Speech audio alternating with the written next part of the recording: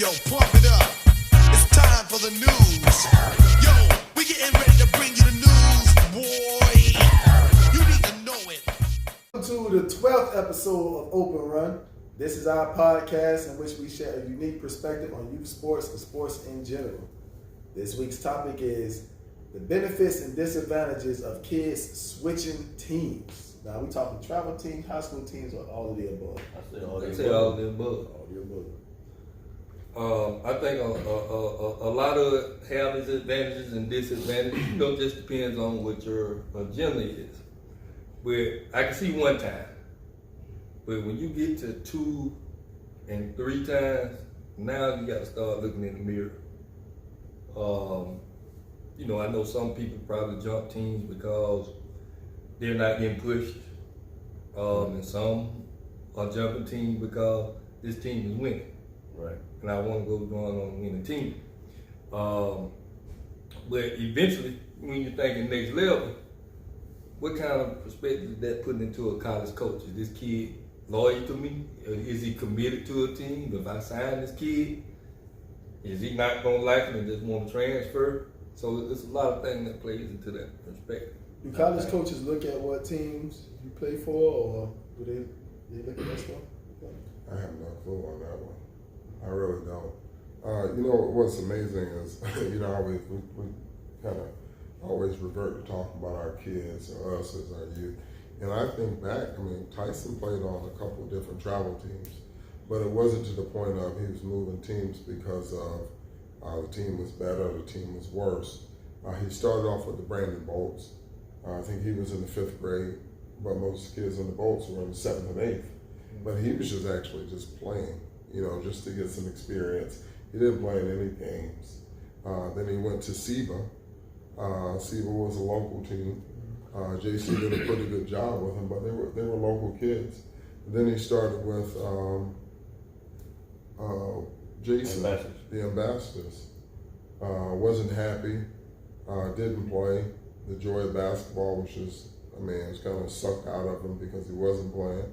And a lot of it was him as well. Just you have to get better. Did he play for the Skill Center at one point? Never played for the Skill Center. Where did he play for Wise then? He played for the Ambassadors. Wise. Yeah, and then he left there and went to some other team, and then ended up at Q6. Gotcha. He jumped around, but it wasn't a thing of I'm moving my son for the benefit of him. We're just moving because that's just how it transitioned into that kind of like going from elementary to middle school. Once you get what you got out of that, SEBA wasn't traveling outside the state. They weren't doing any of that. They weren't going to be on the higher end tournaments. So it was time for them to move and try to pretty much get challenged. Well, we talking about. Well, I'm looking at it for when it matters. When you get to high school, you got those 4 years. This is it. When we can understand elementary and middle school, bouncing around, because ain't nobody really looking at you I can't at that time. Not speaking with my At that time. But when it matters is when you get to high school, 9th, 10th, 11th, and 12th grade. That's when I think the movement and all that type of stuff, starts. I had a kid, if he'd have played with me, he'd probably been a double kid. High school or travel? High school, talking about high school. He probably would have been a double kid, 20, 10, or even more. But bounced around when a kid done been to 4 high schools in 4 years. I'm looking at it from a next level aspect. That's not showing to me that you're a lawyer or you're committed to a program. Right. Number one. But you go somewhere else, now you're averaging 2 points, 3 points, barely getting up off of the bench because you have much more better players around you. So why not stay here and have your numbers? You understand things? But I think they chasing. Like, let me go back to Chris. Like, when Tyson began playing AAU, it wasn't, in my opinion, around Tampa. It wasn't as big in Tampa. You had the Sebas, you had the Bolts, but who else? back in, in the early 2000s or whatever it was. It wasn't nothing else, and it was, in my opinion, back then it wasn't what we consider now like travel, all this stuff, because it was, like you say, it was local. It was, just to get the experience. And when he did go to other teams, it was steps in that thing. Siva wasn't traveling and whatnot, and Bassett wasn't traveling. You know what? I disagree with you. It wasn't just Tyson. It's just that I'm big on it. It wasn't just Tyson. If Tyson would have, if they would have believed in him at that point, and they might not have. Just like us as coaches may look at some players and be like, "Yo, he's just not ready." So they might. I can't blame the coaches on that. Mm-hmm. But as crazy Uncle John, I was like, "Damn, why he not getting off the bench?" Because having those people on that team, in my opinion, Tyson is better than that, way better than. But it was a process. As far as what Dre just said about, it doesn't matter at a young age, I think it does matter because we're building a character. We're talking about somebody's loyalty, somebody's commitment. Are we talking about the kid's loyalty commitment? I don't think so. Because it's never the kid at that age. It's always the parent. The parent will get mad at maybe the coach isn't running the correct play that they think is the correct play. The coach isn't using their child how they want them to be used.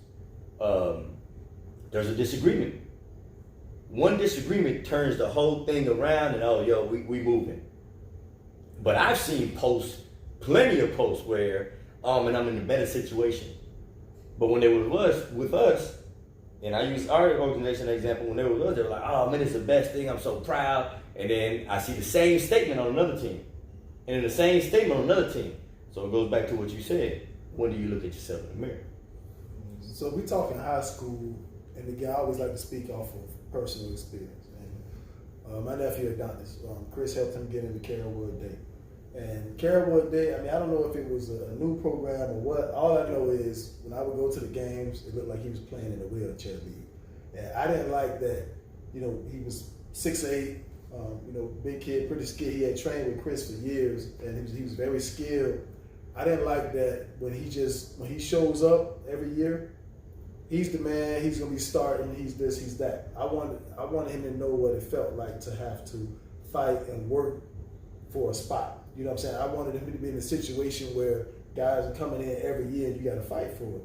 So I talked my sister into getting him into Oldsmont Christian. And when he was at Carolwood, he was getting Jacksonville's and he was getting some looks, some D1 looks, mid-major stuff. When he went to Carolwood, he wasn't playing as much. Oldsmont Christian. Oldsmont. When he went to Oldsmont Christian, he wasn't playing as much, barely playing at all. All those schools backed off of him. It kind of backfired on me because I'm thinking about me and how I know I am. If I would have went in there and I'm fighting for my spot, I'm fighting in practice. I'm gonna find a way to get on that court. You know what I'm saying? And I thought that my nephew, that's how my nephew was, but it wasn't the case. So me actually moving him like that backfired on him, and a lot of his offers actually fell off. He was at Carolwood averaging a double easily. Easy double. But when he got on there with them goons, right? Everybody on that same level. Do you think it was that though, Dre? Because so did they want him at Oldsmont? Yeah, the coach wanted. He was putting up some numbers at Carolwood. Right. So they wanted him. So what made them not play him? Because sometimes I think coaches on the high school side, on the travel side, private school, whatever, they want them so that somebody else don't have them. I just believe that. But like so why would he play? From what I'm hearing, is like he was catered to at Carolwood. He didn't have to work for nothing. He was the man on the team. Right. So basically, he ain't have nobody to compete against. But was there a conversation when he didn't get involved? When he didn't play? But the level of competition is totally different. Yeah, the level of competition is totally different. It is totally different, but did somebody tell, the coaching staff over there tell Adonis, yo, this is why? Well, there was a lot of things that, and Jordan Fair was the coach. So I talked to Adonis and I'm like, look, you got to understand who your coach is and what he probably went through as a college player. You know what I'm saying? He was on the smaller side. You know what I'm saying? Guys are probably quicker and more athletic than him. He don't understand that you got all these tools. You 6'8", 6'9", can move, strong. I got the gym, optional open gym, and you're not coming, you're not showing up. He can't respect that. He don't understand that. You know what I'm saying? True, It's time to put in extra work. You're not doing it. And I think when Adonis got there, he wasn't what they thought he was, because he wasn't what I thought he was either. But I didn't believe him when they told me that. I think I went and picked him up once, and they were in the gym getting it in. And I'm like, why you ain't not playing? Yeah. And he said, hold on, that's optional. I said, no, optional means mandatory. Correct. You know what I'm saying? And maybe it was more of an opportunity for me to talk to him about that stuff at an early age. But with my work schedule, me working, I wasn't around as much to kind of, talk him through some of that stuff. But Mario Lovett actually coached him at Carrollwood too before he went over there. Mario was an assistant on that team. And he told me that, Adonis wasn't showing up for that kind of stuff. But it wasn't something, I don't think he had the guidance to do that. It had always been easy for him. It was easy for him at Carrollwood. That was the first time he was put in that situation. And I don't think he really liked it. I don't think he really meshed well with Jordan as a coach. And it just backfired. And I think it hurt him more than helped him. I had a situation like that on the travel side as I think we were sophomores, I think. Yeah, we were sophomores. We had a pretty good summer, and instantly started getting calls for one of my bigs who when he was with us, Tyrese, when he was with us, he first started like in the 7th, 8th grade, he could chew gum and walk. Right. All of a sudden he grew 6'6", 6'7", and was athletic, run like a deer, and all of a sudden I got calls saying that, yo, can you play with us? And I was like, well, look, it's up to him, but I really don't do that. We don't split that. Then he started getting calls, and he would deny until towards the end of the school year. Towards the end of summer, he was like, when we were about to start playing, he was like, Coach, I'm gonna go ahead and play with such and such team. Crazy part about it is, so you say level of competition, I agree with that. If we can't provide that, you got to let him go. Right. But we were at the same tournaments, and he would sit the bench. And he would sit the bench probably because he wasn't as good as those players that they had. Mm-hmm. But also, I think at that point, the limelight was kind of too much. With us, he could have averaged, like y'all saying, a double-double. He could have got that. So then you go on Twitter and you see stuff that he's getting all these offers. And I'm like, damn, that's crazy, because I don't think so. No disrespect to him, but he hasn't put up any numbers this summer. I don't see that. Then all of a sudden, after the season is over with, I don't think he had a great summer, and he doesn't have anything but JUCO offers. And that ain't bad. And it's not bad at all, but he could have got JUCO offers with me. You see what I'm saying? So it's like when I look at that, I look at the loyalty that, not to me, to your friends that you played with since the 8th grade, and I help this kid out to this day. We just had a conversation. He's still looking for a college because situations happened at the JUCO that he was at, and nobody was there to help him. Mm-hmm. So as a parent, you got to see, look, who you giving your child to. Yeah, and I would say it in the high schools. One, I don't agree with it in AAU. I don't agree with it in high school. Agree with? Transferring because of basketball. Like, I tell people that all the time. If I would go out and recruit kids, I would have recruited my own damn kid. Right. I would have recruited Tyson. Hillsborough High School would have been in the state the last 4 years. Tyson wanted to come play for me, and I wouldn't let him. He wanted to leave Tampa Prep. Or when he got to Tampa Prep, I was at IMG. If I wanted him to play basketball, I would have sent him to IMG with me. Like it's getting to the point where it's too much, and it is hurting the kid. Because now they have this sense of entitlement. So they go there because you recruited them, or you asked about them, or they're going there to play basketball because the team good. So they walk around like they good. Right. They could be the 15th player on the bench. You got kids walking in the gym like they that deal. And they gonna talk noise like they that deal. And then they're gonna come in the summer and they get on a travel team, and if their travel team is pretty good and they might be getting some minutes, guess what they're gonna think when they go back to high school? That they that good. And it creates a sense of entitlement.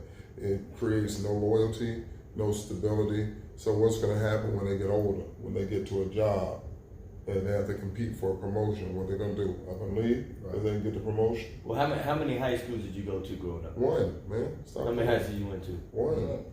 But you know, we all old schools, man. Schools back I then. That was neighborhood school, right? They were still neighborhood I schools. wanted to go there.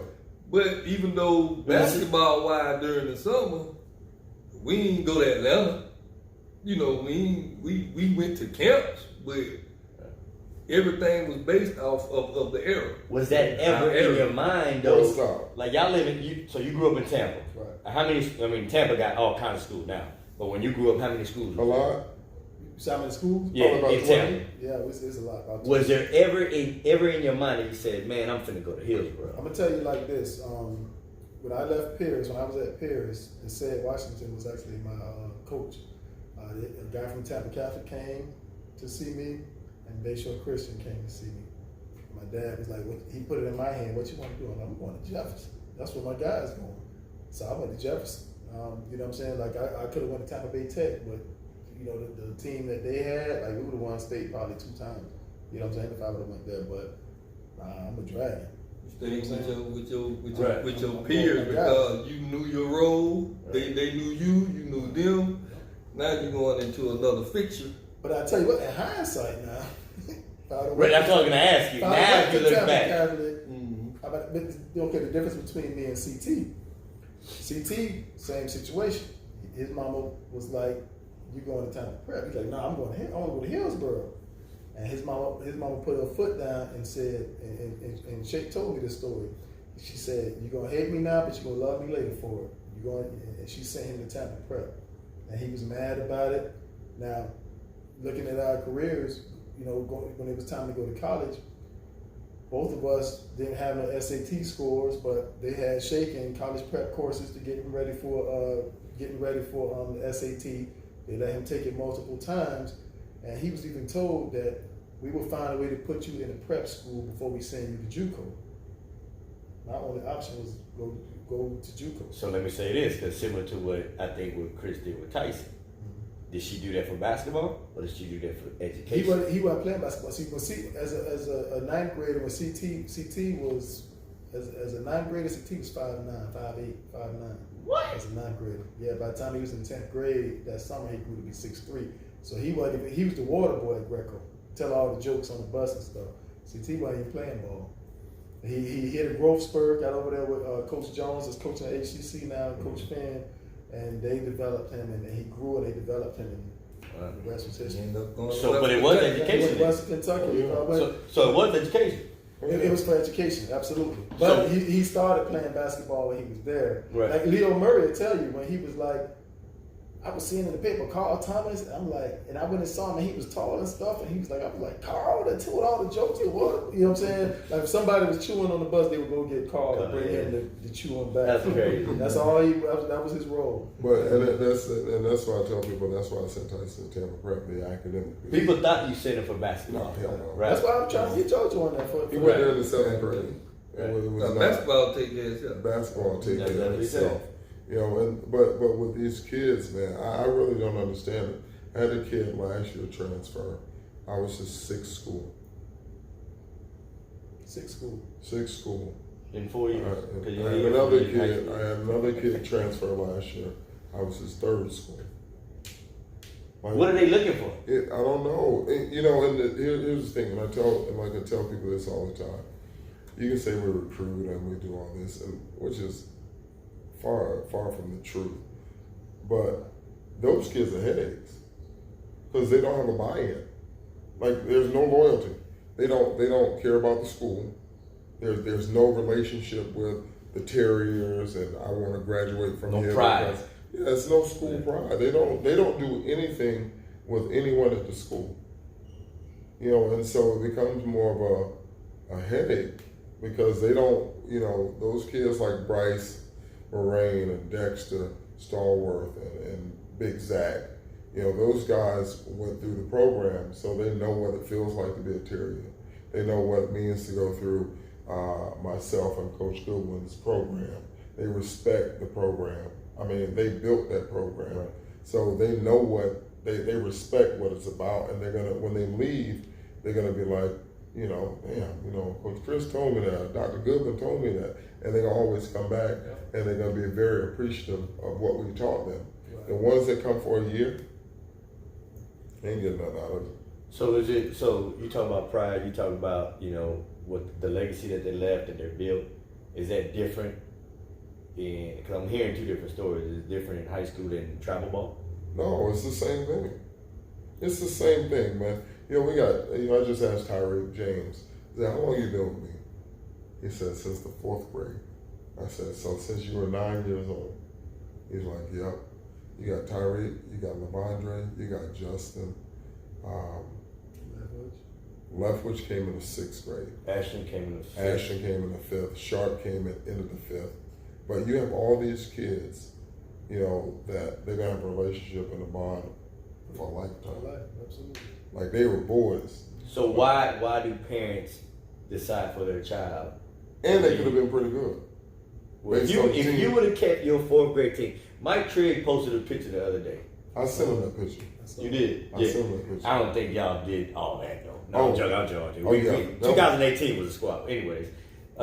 Shouldn't but if that team would have stayed together, bro, why didn't it? People want other things.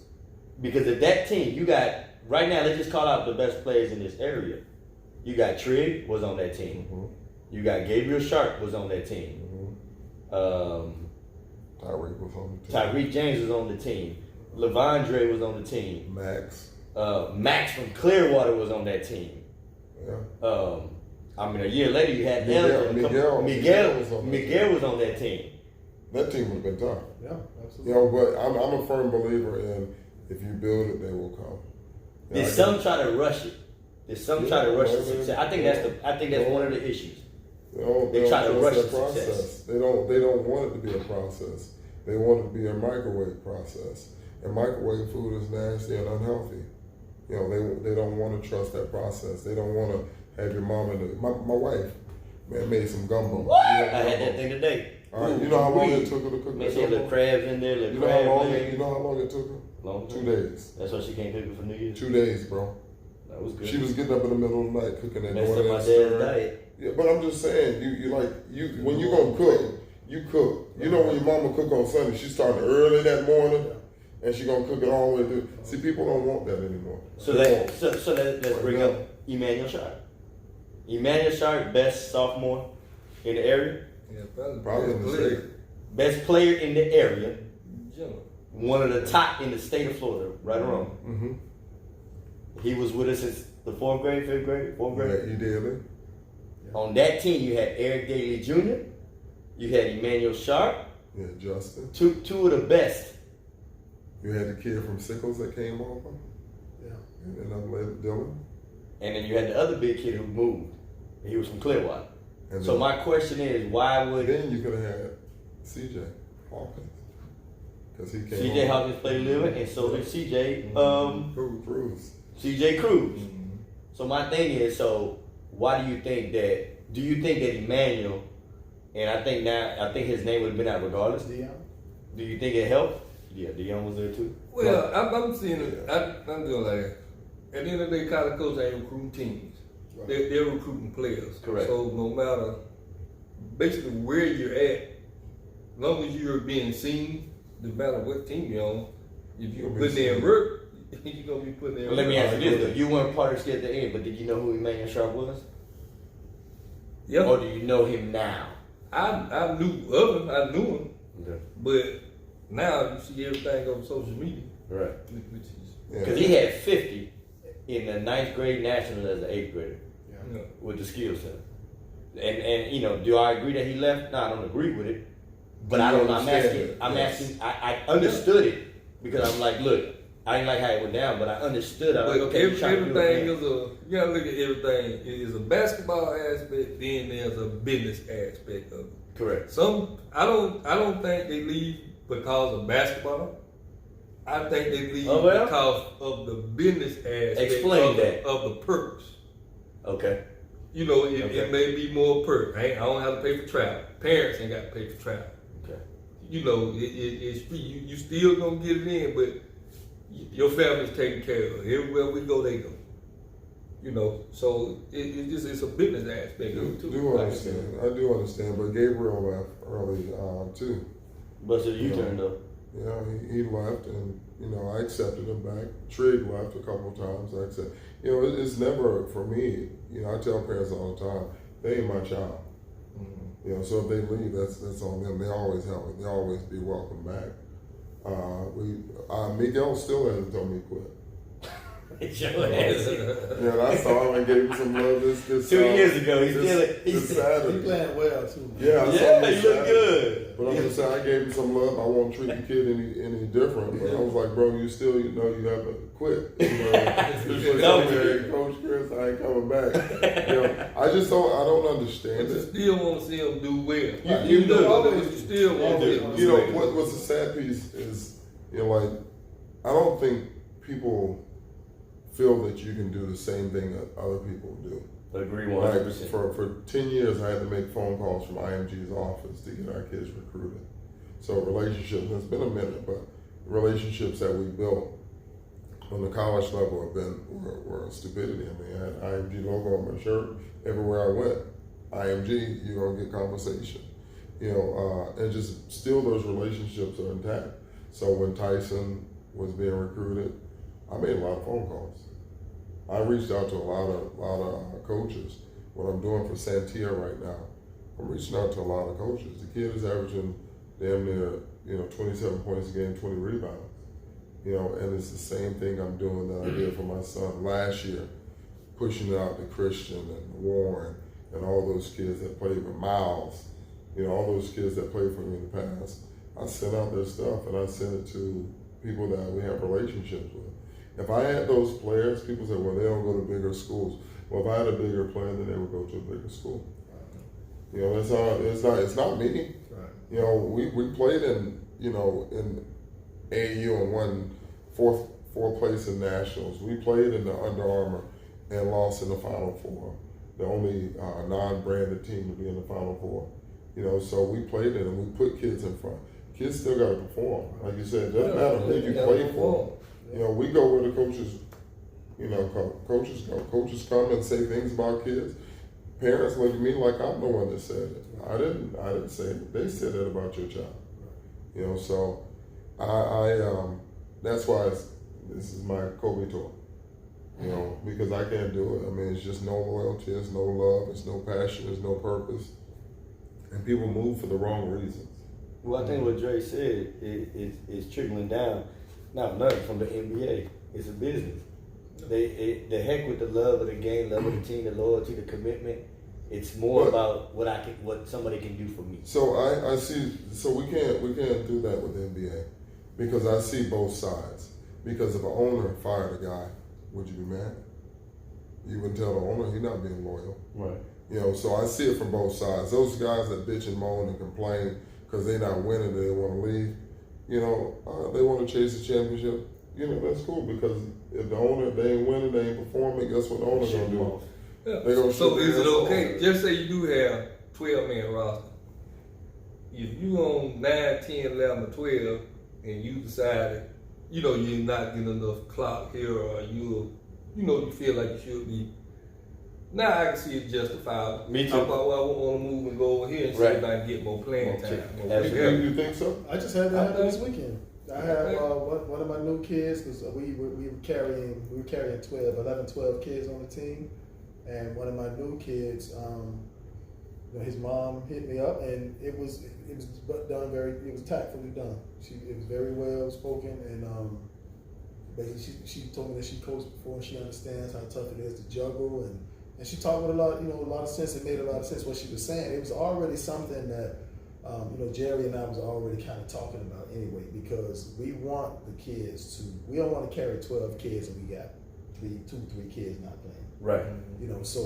And we have 3 teams. You know what I'm saying? And what I was carrying 12. One is carrying 9. The other one's carrying 8. So there's wiggle room to move kids around. Correct. I saw him as a key piece that I would need to stretch my floor, spread things out. His skill set is very good. He's long. But the team that we was playing against, quicker, more athletic teams, where he wasn't a good fit for him at the time, so he didn't play as much. So we actually did move him to one of the other teams because it was something that we talked about anyway. But that's the reason that was the reason he was that 10th, 11th, 12th guy. But like you said, she came to you in the right way. Right. You guys had a conversation. Absolutely. It wasn't no hard feelings and stuff like I'm that. gonna tell you, at first when I saw the message come through, my hands on my back, yeah, stood up driving. I'm like, I'm gonna wait till I get to work, and then I read it, and I'm like, look, there was nothing I can say about it. Right, Right. right. You can tell she's coached. You can tell she knows what she's talking about, and to me, it made a lot of sense. Now I hate to see the kid go because, I like him. I like what he does. In the long run, you could have. Yeah, that he's gonna really help Orange a lot, and she gotta go. Well, he's still around in Brooklyn. Yeah, he's still with Brooklyn. definitely. And she even said that we're willing to keep him. It's your call. We're willing to keep him on either team, wherever you want him to go. We keep you. She didn't want her to voice her opinion. Just which is cool, just though. to put it out there. Right, I know no, how she hard it is. understand. I know how hard it is to juggle this. Right. I know. Right. I've been there. You know what I'm saying? Right. And it was very tactfully done. Yeah, I did it with Tyson though when I made him stay. Mm-hmm. I made him stay for Until 2 the season years. was over, right? Yeah, I made him stay for 2 years though, and he just wasn't happy. No, I wasn't happy either. And I remember, but my whole piece was you get to practice against Jacob Mathis, you get to practice against Ronald, you get to Thomas DeZagua, Jawan, and they had some other pieces. I mean, you get to practice against the best, probably 8th and 9th graders in the state of Florida. Absolutely. And this 2-3 kid still gets that. Yeah, Because we that got was like 3 2-3 teams. times a week. To hell with the game. Right. Our job is to focus on getting better. Right. And then I remember we were in Orlando, and I was looking at a picture that they took after they won. It was like an Easter Classic or something like that, but they won at Spring Fling or whatever. And I'm Sad as hell. he was just like, hurt my heart. I think it was the one in Kansas when they went to that big old tournament that you. I remember that. I got a picture like that. He's just like, it was like all the life was sucked out of him. Like he just didn't enjoy it. Yeah. And so I was like, you know what? Before I even put myself through this, let's not. So we were gonna forego the whole, his whole junior season and just work on stay in the gym and get better. And Amari Goldborn, his parents invited him over to work out with Josh Perry in Q6. Got a call from them, and they asked me if he could play. I was like, that's fine. But Will Anderson, hey dog, you just gonna get rid of my son, dog. Sure would. Shit right out. My nephew played for. Oh man, awesome dude. Yeah, he played. They're awesome dudes. But that's the crazy part. That's why Perry was supposed to be on this show today because he's just Q6 is similar to us, and they don't believe in that neither in the sense of jumping from team to team, but they grind hard too. Yeah. And they won't, like, I've been with them while he on the phone, like, look, when we go to Vegas, put us in the best pool, put us against the best team who you think is the best team. And so I just think that that's a good move. But the parent, I think, like you said, Tyson was miserable. When a kid is miserable and he's not having fun, then you gotta say, okay, yo, it's okay. Let's see what we can find. But we weren't planning on going anywhere else. Right. Like we were done. We were just gonna. He went over to Q6 just to work out, just to get a workout, Right. and get up and down. And he got a call. And he got, they liked him. But I say, with like Q6, I know I saw Willie post something about the kids that were on Tyson's team. Mm-hmm. They go to war for their kids. They sure do. And they're gonna call coaches out, and they're gonna hold them accountable because. You got like Tyson doing well. You got Denzel at Creighton. You got Rodney at Dayton. I mean, all that team, they had some. Was Juwan with him? No, but they weren't even a sneaker team. Gotcha. But they used to whoop half of their asses. Sure did. I just don't. I don't get it, man. The loyalty piece. I think kids should be happy. And then kids move for position. Well, they got me playing out of position. You're a basketball player. Right. You should be happy to be on the floor. Position is basketball. Yeah. So a lot of them run from work. Right. And competition. And competition. Man, they got 3 guys playing the 2. So, Right. what do you think will happen in college? Yeah, absolutely. You'll get recruited over every year.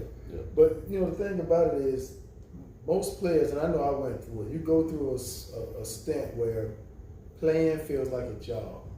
And you even say it like, man, this feels like a job. This ain't even fun no more. Especially at this young age, man. Let the kids be kids and let them have fun, man.